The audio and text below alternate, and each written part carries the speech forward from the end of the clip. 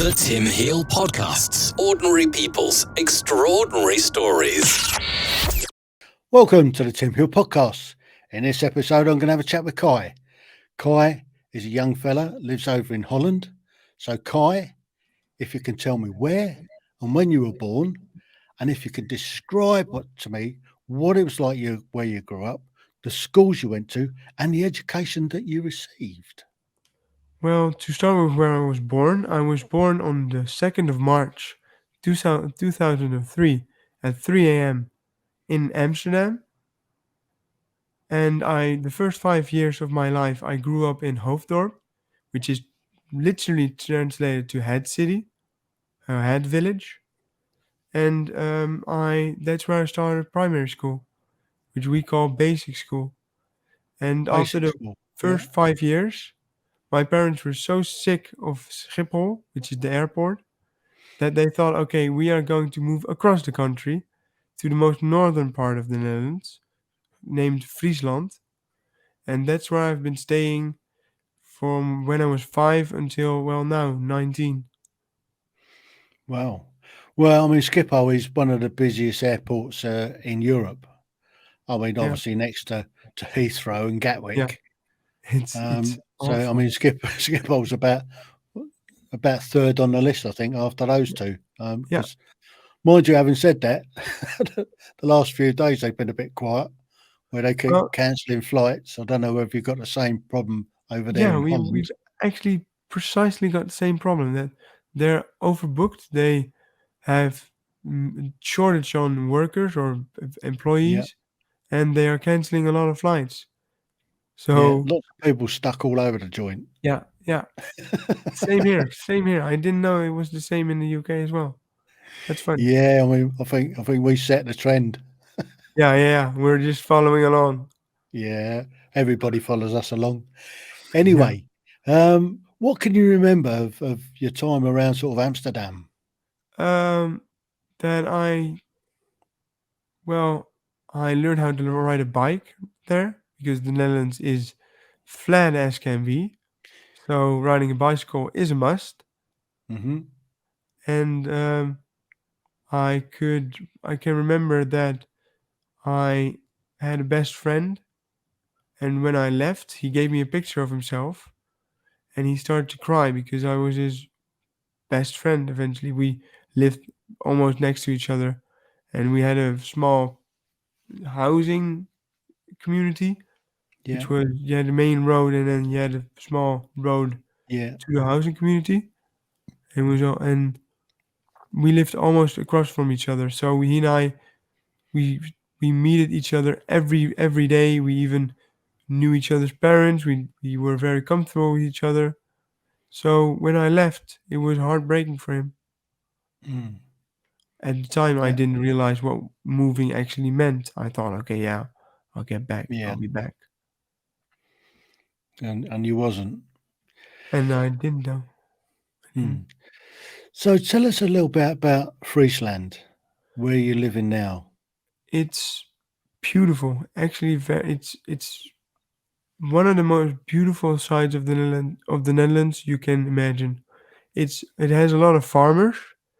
Some people are a bit intense and have their own way of going about it, but that's just farmers' life, I think.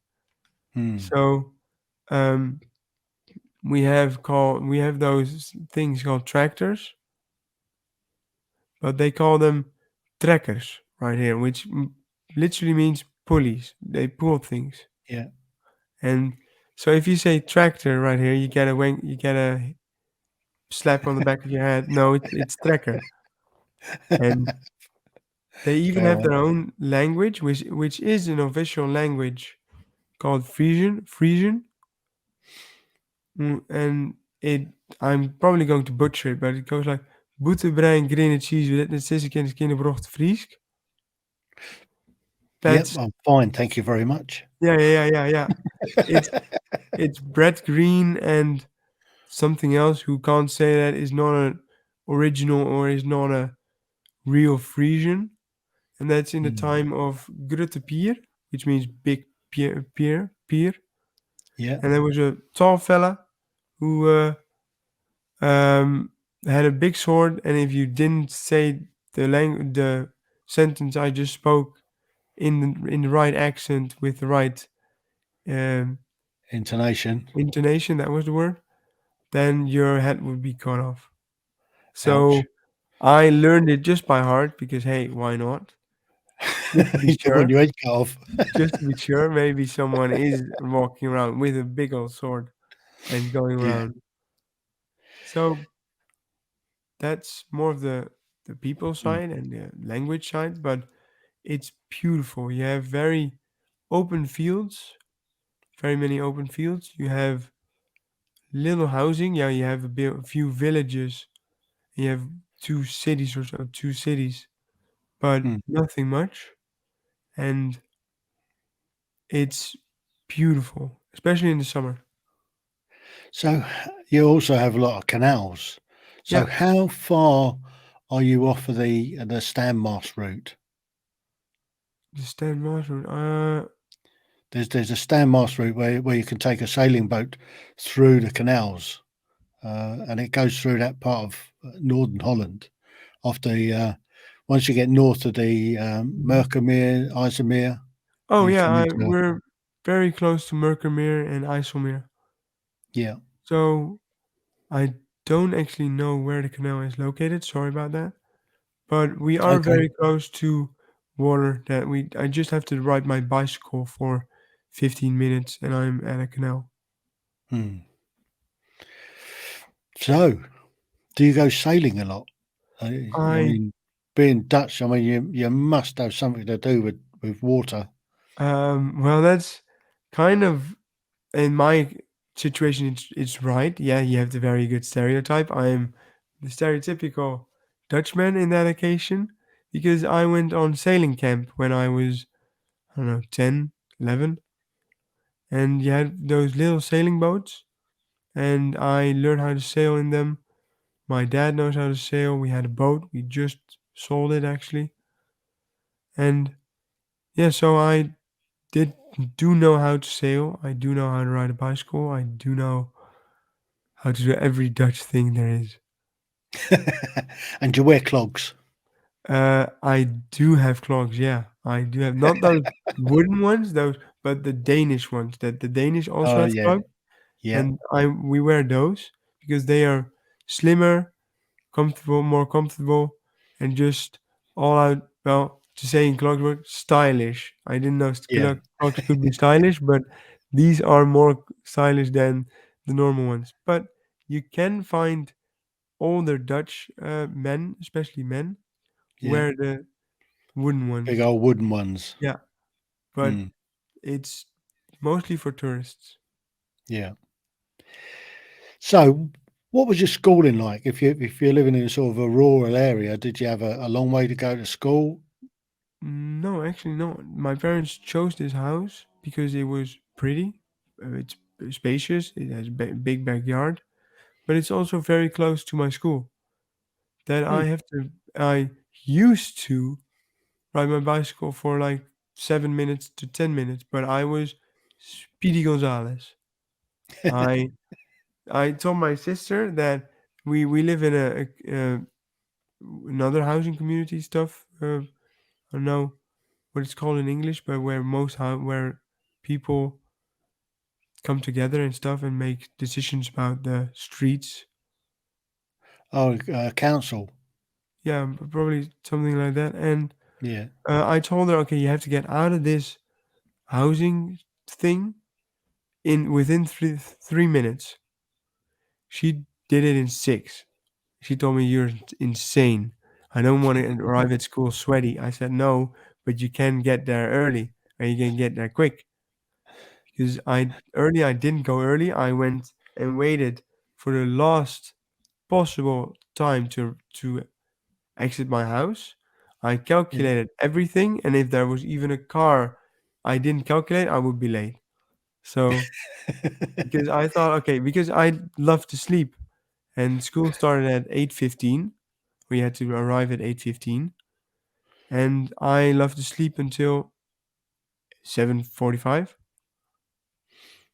So having breakfast, washing myself, brushing my teeth, going to school in half an hour is very quick.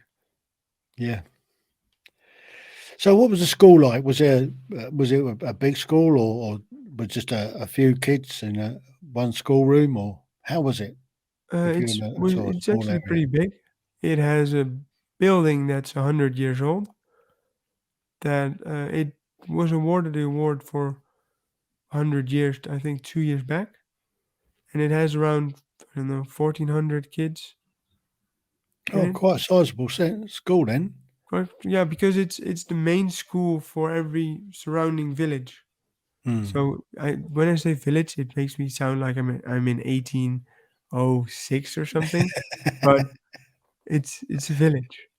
Yeah, you got small town Yeah, then. small town. That's better. That's better. Yeah. So small town, and well, it's because in the Netherlands education is split up.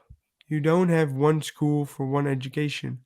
You Everyone has their own level of education, and so for example, you have VWO, VWO in Dutch, in which if you pass that level, you can get into university. Only with that level or the one above, gymnasium Mm. or gymnasium, which if you pass those two, you can get into university. Everything below that, you can either go to hogeschool, which means high school, but it's not high school, it's more like college, but the more upside of Yeah. college. Then you have VMBO, which means VMBO. And that's more like normal college in the US. Yeah. So, how did you get on at school? I did well. Actually, I did very well. I am currently taking my high school exams to get into university. So, if you understood my explanation of the levels, Hmm. you know that I'm either at VWO or at gymnasium. I'm in VWO. And I chose a package because in the third year you can get a package and you can choose in which line of work you'd want to go in. So economics, art, medical, scientific, any one of those four. I chose with my dumb head. I chose the scientific one because I thought, okay, I want to make money with science and stuff. Until I went to the um, speaking stuff for universities where they introduce the study and what it's all about and how you go on about your life. I hated it. Luckily, I also chose the economic side. So I had two packages in one. I had business economics, math, science, physics, Dutch, German, English, and computer science. Mm. So I really wanted to, well, to say it weirdly, to end my life because I was not very smart in making my choice because I made the choice in the third year and in the fourth year I knew okay this isn't for me, but I couldn't Mm. reverse it anymore. All right. So you're stuck with it. I'm stuck with it, so I'm learning how to dissect H2O and how to do everything with that and how to use science and physics, Mm. even though I'm not never going to use it. Well, you never say never. You never know Never say what never. comes along. Yeah, yeah. That I do know the Pythagorean theorem. A squared Oh. plus B squared equals C squared. No one is ever going to remember it after they end high school. I know it right now. Mm. I don't. No, that's exactly my point. But you never know. It might come in useful one It day. might come in useful Well, if you're in calculate a you're in a triangle. pub and you're in a pub quiz, it might Yeah, come up. Might come up. when you make a drinking game and you need to roll a ball over a Yeah, triangle to make it a ramp, and you need to calculate the ramp. Well, that's when you use Pythagorean, when you use the theorem. yeah, brilliant. So, at some stage, you had a little bit of a drama goes on with your life. So, what Mhm. happened there? When did that happen? It happened last year, the 12th of May. When we are recording this, this is the. Let's see which date it is. It's the So it's D-Day. Dun dun dun dun. D-Day. It's the 6th of 6th, June. 6th of June. Yeah. So, Dun dun dun dun. on the 12th of May, so about a year ago, I had 2 brain hemorrhages, which is bleeding in the brain. A blood vessel burst in my head, and it took up space in my head because there isn't much space in your head, and it pressed my brain to my skull, and it crushed it. Now, was that down to trying to work out Pythagoras' theorem? Yeah, probably, yeah. The science and because I was actually studying Thinking from too 8 much. a.m. until 8 p.m. every day. I was Mm. studying for my high school exams, and to get into university, you have to pass a certain level. And I really wanted to get into a good university, and I really wanted to pass my grade. So I studied from 8 a.m. until 8 p.m. every day. So So if there's any kids listening out there, tell them what's the don't take a work break. quite so hard. Take a Take a break. break. Yeah, but the fun part is that most people say you need to live healthy. So don't do Yeah. drugs, don't smoke, work out, eat healthy, all that kind of thing. I worked out 4 to 6 times a week. I ate healthy, didn't smoke, didn't use drugs, didn't drink alcohol, and And it I still still happened. it still happened. So my advice: live life to your fullest every day. Don't don't judge people. Don't judge yourself too hard. Live it and live every day like it's your last, because it can be. Yeah, absolutely. That's my theory on life. Live Yeah, every day as though it's going to be your last, because one day it will be. yeah. So what happened? What happened? Well, to be exact, that we have security cameras around my house, and we even have it on camera. That I walked to the garage at around 8:30 p.m.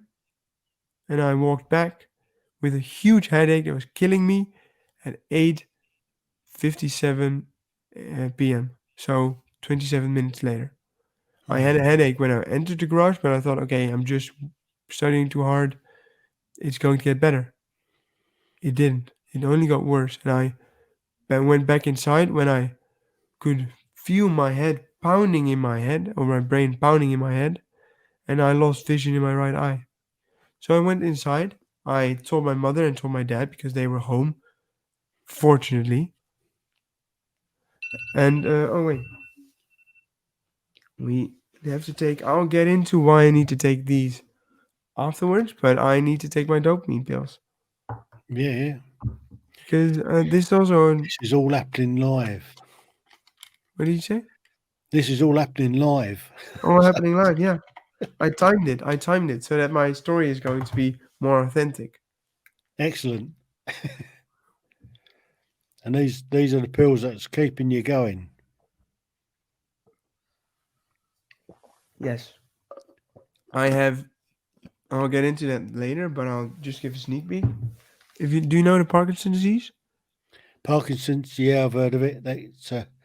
It's not a nice one to get that, because No. you don't die from it, but you suffer an awful lot.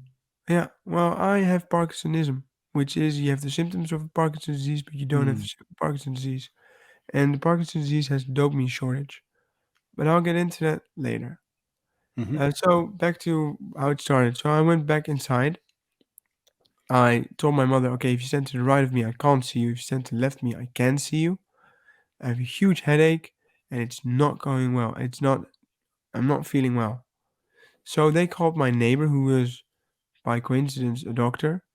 He came in, he ran some tests, even tests for brain hemorrhage, in which we was looking for tingling sensation in my limbs, speech, uh, impaired speech, and motor dysfunction, so that I couldn't move my limbs Mm. or so, and that my face was paralyzed.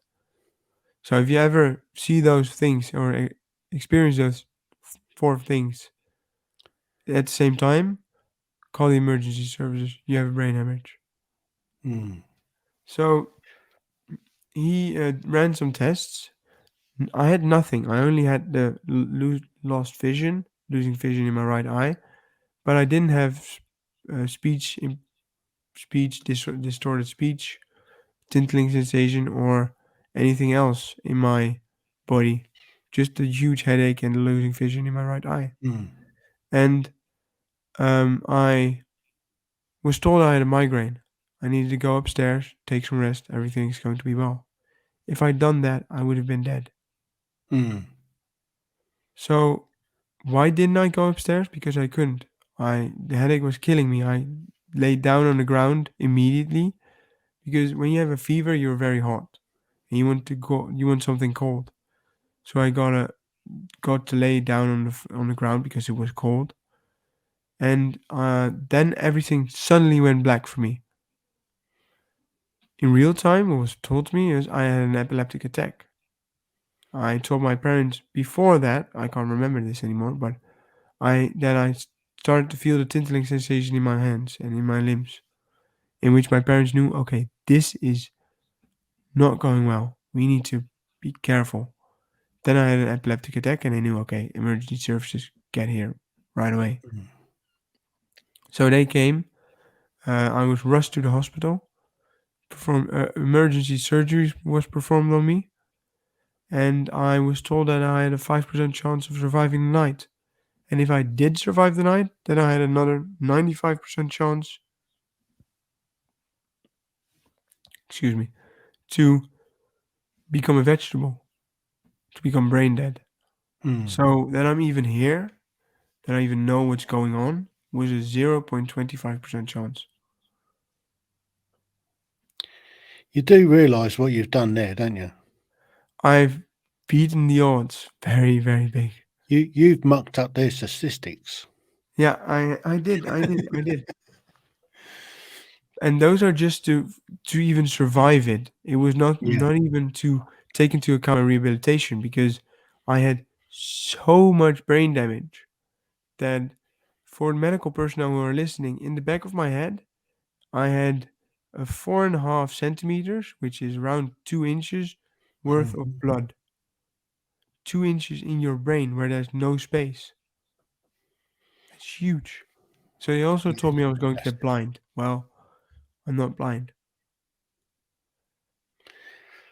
So how did you come through it? What did they do? Did they stick a drain in and siphon off all that to give you a bit more space, or? They drilled a hole in the left side of my brain because on the left side of my brain, that's where one of the blood vessels burst because I had two at the same time. One was in the back of my head, and because the pressure that it built up in the back of my head, the one in the left side of my head burst, in Mm. which the right side of my brain was being pressed against my skull, which caused the brain damage. And motoric function is linked with an Mm. X, so it's left side for your right side, right side of the brain for your left side of your arms and limbs. And what was happening is they used a drill. They drilled 3 or 4 holes in my head. They got a saw and they sawed it open, and they drained the blood out. Yeah, that's in basic terms and very simple what happened. Mm. So how long did you spend in hospital? I spent in the hospital for a month, 9 days on the ICU, and 3 weeks on the medium care. After that, I went to a rehabilitation center, and the first month in the rehabilitation center, I can't remember. So, what had happened for me was when everything suddenly went black, when I had the epileptic attack, suddenly everything went black. Few seconds later, I woke up. I couldn't move, couldn't speak, and was in a strange place with people I didn't know. Truly a nightmare. It's a bit of a shocker, isn't it? Yeah. So when you came round and woke up and all that, what went through your mind? Where am I? What happened? How is this possible? Am I? Is this all a dream? Because I knew. Okay, I woke up. I went to sleep, and I woke up and I couldn't move anything. So I thought, okay, this is a dream. I have to wake up.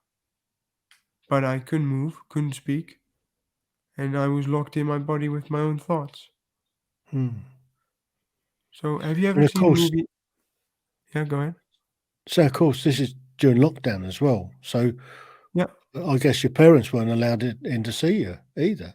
Uh, During specific times of the day, most people wanted to visit me in the hospital, but that's where the lockdown was very strict. That you either you had a visiting badge, or you were signed in to visit, or you weren't. And my parents really wanted to visit me, and they were now, well, not to be selfish, but they wanted to see me alone. They didn't want anyone else who was just there to fill their own need to see me, or their own ego to Hmm. see me. And well, even though they all meant it well, they just didn't allow anyone to visit me, which was better, because if they'd seen me in the state I was in Hmm. the hospital, they would have just left and would have just think, okay, Kai's dead. Hmm. So you got the first month that you were in rehab. Then Hmm. what was that like? If I mean you couldn't remember a lot about it. I can't remember anything of it because the 12th of May it happened, and the 16th of July is the first thing I can remember. Blimey. So all that time has gone past Yep, that you've lost. yep, nothing. I can't remember anything from it, which is pretty Well, weird. But I think it's also yeah, a it's a safety mechanism from in your brain to yeah, help you not remember traumatic experiences. Because if I'd remembered that I was laying in the hospital bed with bandages wrapped around my head, people crying, people being busy with me saving my life, I would have been traumatized. hmm, Well, I'm still traumatized because yeah, I woke up and couldn't move, couldn't speak, and yeah. didn't know where I was, because that's just a living hell. But Is that was that in July then when you yeah, woke that was up in July. Yeah, the 16th of July. and you still couldn't move and or No, anything like that? I Crikey. was lifted out of my bed with an elevator. I was showered lying down. I was in a heavy duty wheelchair with a headrest, with a bandage around my head that stabilized my head because I fell forward when I didn't have it. So yeah, it was very heavy duty. Yeah. Well, I suppose the only positives that you could possibly take from that is that you didn't have to suffer lockdown like the rest of us. Yeah, yeah, yeah. Well, I did because it was 2021 and lockdown Yeah, happened in 2020. So yeah, I did have to suffer it, and I did have to suffer it in the rehabilitation center because my parents couldn't visit, or people yeah. couldn't visit me. So I did suffer. So bring us forward a little bit then from the July when we first realised what was going on. How when did you start to get some feeling back? When did you get some movement back? In the weeks that after I woke up, I could very rapidly. That's why they wanted to keep me in the first rehabilitation center, because after I woken up, I could speak very, very quickly. I could walk a bit. Well, I'd say a bit, but I was holding myself up by two wooden bars, and was walking when someone was actually setting my left leg for the next step. So I wasn't really moving it Hmm. myself, but I was making spectacular improvements the first month. Then it became stagnant for like 6 months, Hmm. and that's where. So I went to two rehabilitation centers. One was in Beterswaag, which is 15 minutes from my house, and I stayed there for, I think, 6 weeks or so. Then I went to the Daan Theo Center in Woerden, which is a rehabilitation center that's specialized in non-born with brain damage, which is car accidents, Yeah. cerebral hemorrhage, brain hemorrhage, stroke, brain infection, all those kind of tumors, everything. And it's specialized for the ages of 15 till 35. Why those ages? Because the brain is still young, and young brains can still develop and Mm. recover quickly from accidents or damage in in contrast to older people. Sorry, but no. And yeah, and it's intensive neurotherapy. So you have therapy from 8 a.m. until 5 p.m. every day. And that's where I made spectacular improvements where I am right now. Hmm. But 6 months I was very stagnant because of the Parkinsonism. Because the symptoms I have of Parkinson are stiffness. Mm. Because yeah, go ahead.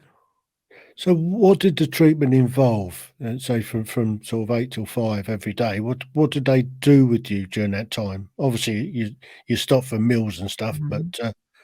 what was the treatment? How did they construct the day for you? Um, they constructed it like vocal therapy, neurotherapy, so thinking and progressing information, physical therapy, so arm hand therapy, which the name suggests is focused on your arm and your hands, and then you had physical therapy in which you learned how to walk again, and then you also had psychology, so a Mm. therapist for the mental side. Yeah. But before I went there, this is the very shocking part, and it was when I couldn't speak. And I could say yes and no at some point, and my dad, he knew, okay, he can say yes and no. Then he can say our names, Kai and Nico. Nico is the name of my dad. So he practiced that with me for 10 minutes or so at the end of the day. And he went home. I stayed in the rehabilitation center. A nurse came in the next day to open the curtains. I said in a full sentence without stuttering, "Could you please close the curtains again?" She got almost a heart attack. She thought, okay, I was told this guy couldn't speak. What the fuck is this? How is this? So I gave her a reawakening almost that she could see her past life. She could see the light. Hmm. And she rushed first she asked me why. I said, because I want to sleep again. Because I love to sleep. And well, who doesn't? And so it was, what was it, 9 a.m. or something? And I thought, no, no way I'm getting up. I'm not physically, but I'm not awake as well. I want to sleep. So could Mm. you close the curtains again? She said, who said that? I said, I did. Could you repeat that? Yeah. Can you please close the curtains? So she rushed to the other nurses, informed them. They rushed to my room and they started to ask me questions. My parents came. Everyone was very happy, but I was very monotone. Maybe you can still hear it in my voice, but I'm a bit monotone compared to other people. I'm trying to improve on it, but it's just talking a lot. That's what's helping. There's no point in rushing your fences, as they Indeed, say. indeed, I indeed. mean, obviously, you know about the two bulls, the old bull and the young bull in the field. I actually Uh, don't. oh, the young bull says to the old bull, "Here, the farmer's left the gate open. Let's rush down there and get a couple of them cows down there." He says. Mm. The old bull says to the young bull, "No, let's amble down there and get the lot. So don't rush your fences." No, indeed, indeed. You just take your time. Yeah, absolutely. I mean, it's not a race. I mean, No, it's going to take time to heal properly. indeed. I mean, what you've gone through is a massive trauma.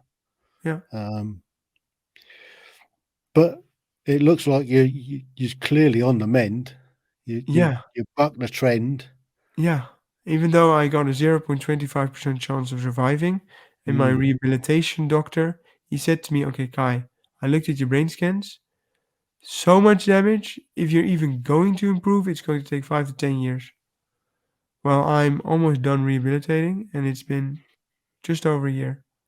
mm. And I stopped rehabilitating when it was less than a year. So now you just got to learn to live with it, I guess, and just take things steady, Yeah, improve as time goes on. yeah, but okay. Then I have a question for you in Yeah. regards to the Parkinson disease. How many pills of dopamine do you think I have to take a day? Oh, blimey, a slack handful at least. How many is that? Oh, how many can get in your hand? Dozen? Couple of dozen? 16 pills. 16. Oh, I wasn't 16 far off. pills every day. Every day. Because I have Parkinson. I have the symptoms of the Parkinson disease, but I Yeah, don't have the Parkinson disease. But I also don't store dopamine anymore. Let's say you have mm, a tap water, yeah. and you It open keeps it leaking out. and it's leaking out. But when you have too much, your brain sets it apart and says, "Okay, I need this for another occasion," because when you're feeling down or when Hmm. you're feeling stressed or something, that's when when you use ecstasy. Let's say ecstasy pills Yeah. don't work on me anymore. That's one of my biggest flexes I've got. I can't get drugged anymore. And I take literally speed. So Mm. So that's what you're taking all the time then, these yeah, pills just to keep every you one and a going. half hours. Mm.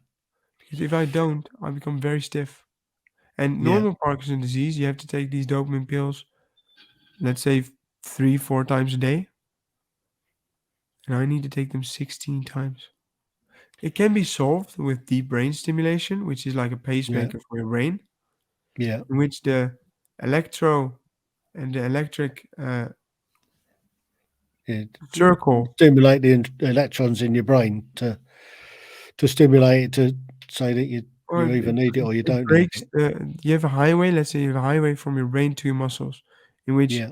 electrons are transported, and your muscles, they say to your brain, your muscles speak Dutch and your brain speaks English.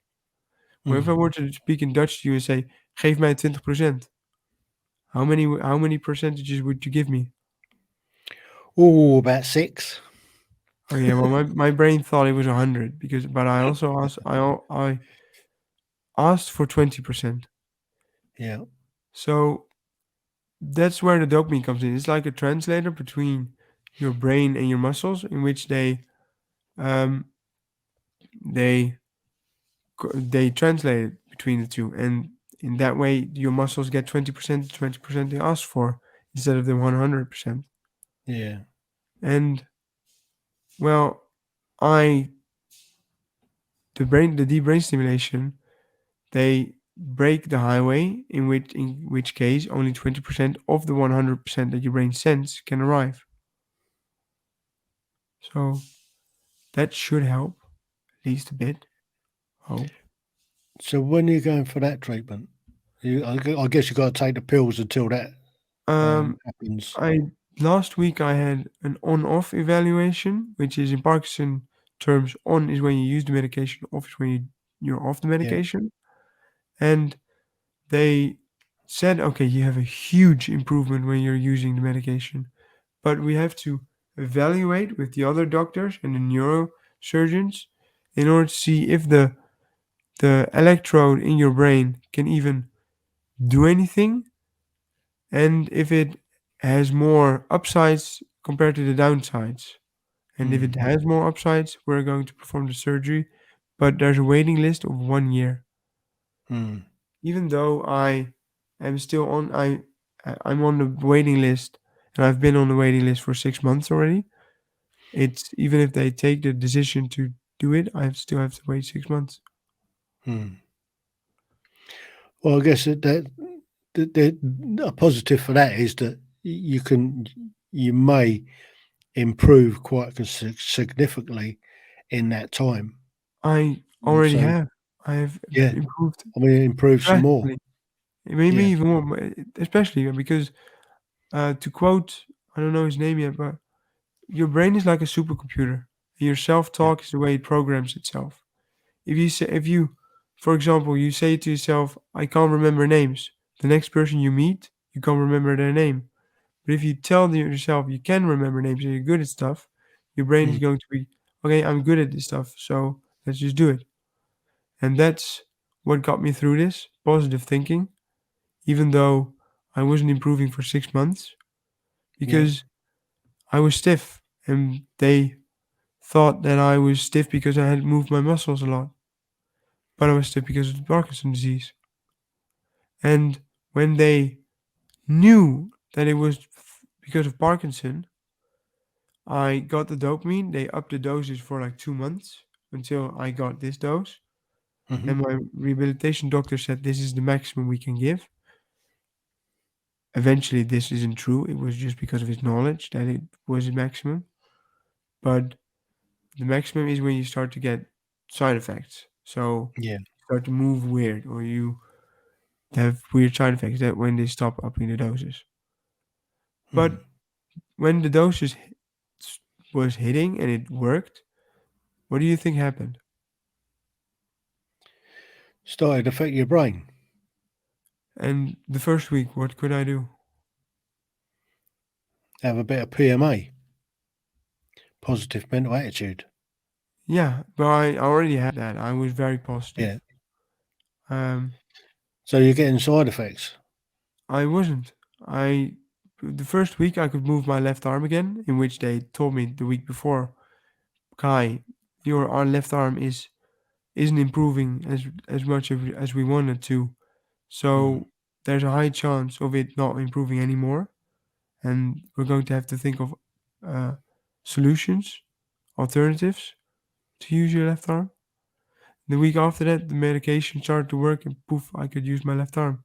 Week after that, I spoke normal. Well, at least I wasn't monotone and I wasn't whispering. Yeah. After that, I could walk again. Third week, 3 weeks. Before that, 6 months, barely any improvements. Mm. So is this all down to the drugs that you're able to do this then? Uh, no, Or, because or, or I see it like a dam. You have to see it like a river with a dam.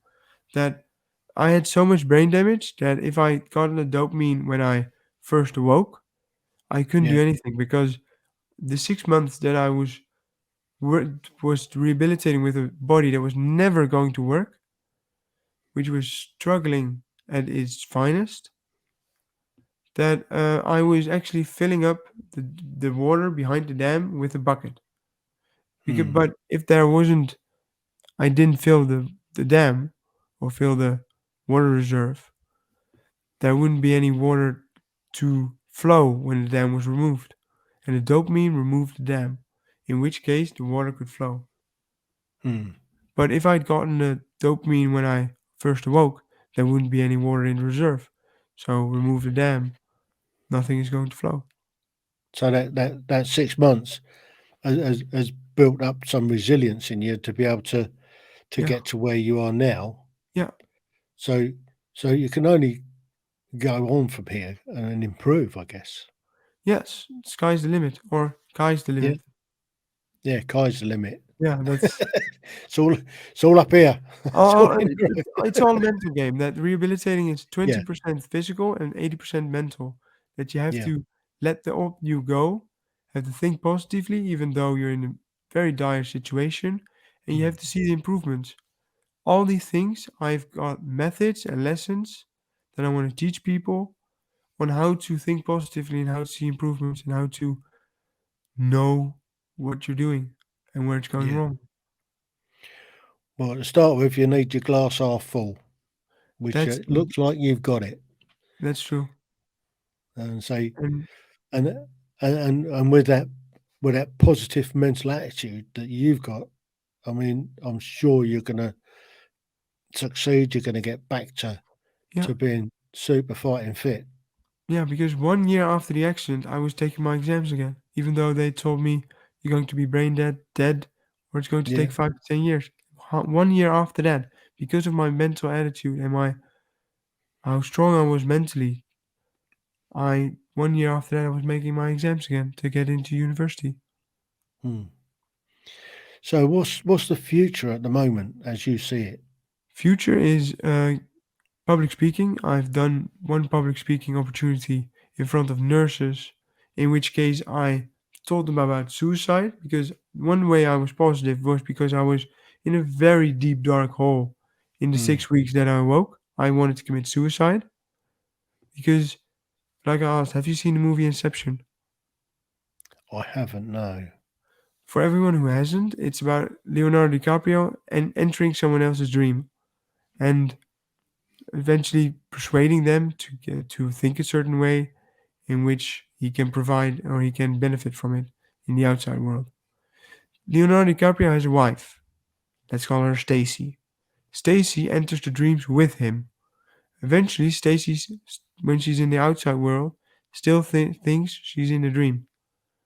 She thinks, okay, my only solution to escape this dream is to commit suicide. So I remembered that for one way or the other. And I thought, okay, I have to commit suicide to wake up. Before I came to that conclusion, I also ran some tests, of course. I ran Mhm. tests like, okay, I have to remember a full week. I have to remember all the names of every nurse there is, every therapist, every therapy I'd done for the week. Passed all those tests. Eventually, I was just training my brain to remember stuff. But I didn't wake up because I thought, okay, I everything went black one way or the first time. If everything goes black again, I could wake up and I would be back in my old bed again. Hmm. That's why I slept 16 hours a day. Because every time I went to bed, I had the hope of waking up and being out of this hell. Hmm. So that's one of the things I want to teach people. The other one is don't believe anything anyone tells you can't do. Nobody knows what you're capable of. Because the brain is such a mystery. And they told me that rehabilitation, you don't need to compare, you shouldn't compare yourself with others. And I did compare myself with others because that was the only thing I could hold on to in order to see, okay, he made it out, I can make it out as well. Hmm. That kept me sane. So there are other people that were also suffering this sort of similar brain injuries that you took um, Uh, inspiration from. Yeah, So it's not just you that was there, but other people were also improving at the same time. So I guess that's something that helps. it was, Um, but um, they were going so slow. And mm, I wasn't improving much at all in the first 6 months. But after that, I was spectacular. I did everything everyone dreamed to do.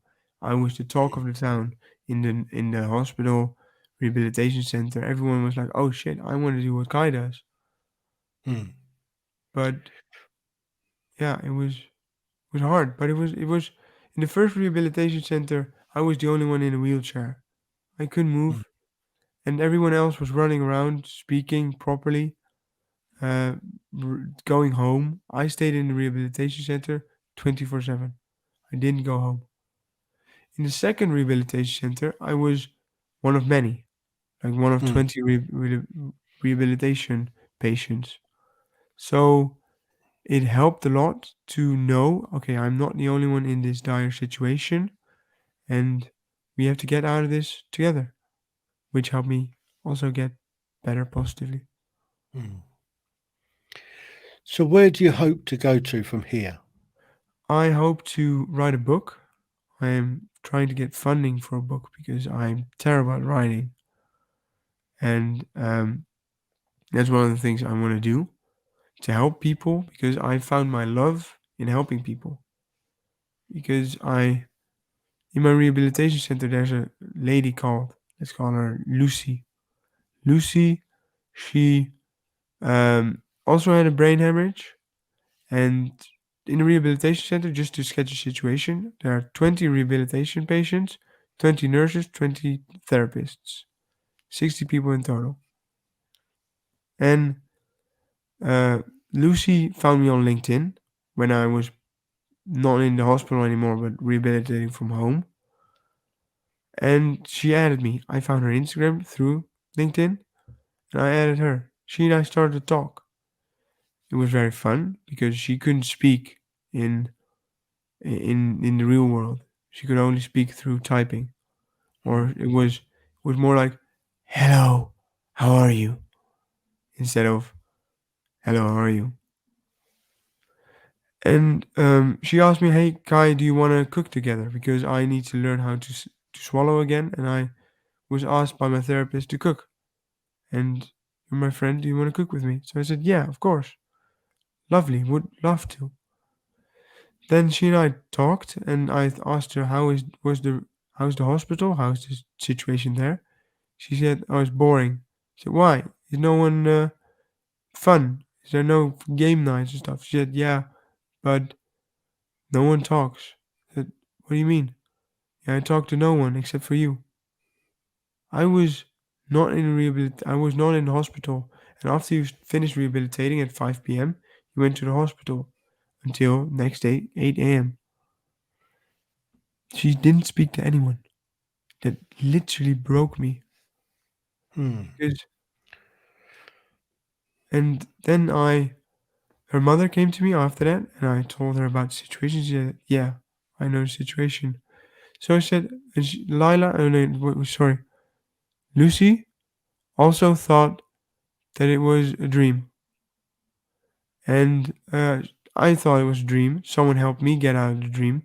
So I applied my methods to her, saying, "Okay, contact your friends," because I thought it was a dream because I could predict everything and everyone did. If I asked the nurse for food, they'd tell me, "Okay, lunchtime or dinner time is at a pop-up hour." If I was thirsty, say, "Okay, give me 5 minutes, I'll get back to you." I could predict everything until I started to message my friends again. In which case, I asked them, "How are you doing?" I expected an answer they would say, "Oh, great, I'm doing fine, how are you?" Instead, I got an answer, "Holy shit, Guy, how are you alive? What's happening? Where are you? Everything all right?" And I didn't predict that. In which case, I knew, okay, this has to be real because I can't predict it. And so I told her that method of messaging your friends. And she said, "I don't have many friends online." So I said, "Okay, talk to the fellow rehabilitation patients." In which case she did. After that day, she went to the hospital and she started to talk to everyone.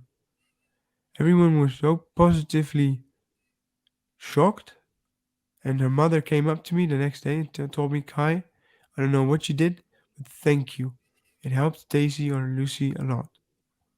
Hmm. And that just gave me such a good feeling, such a heartwarming feeling. And after that, she started to improve a lot. But just helping someone get out of the dark side and being able to help someone, I knew, okay, feels so good. This has to be my life purpose. This is why I was given a second chance. Hmm.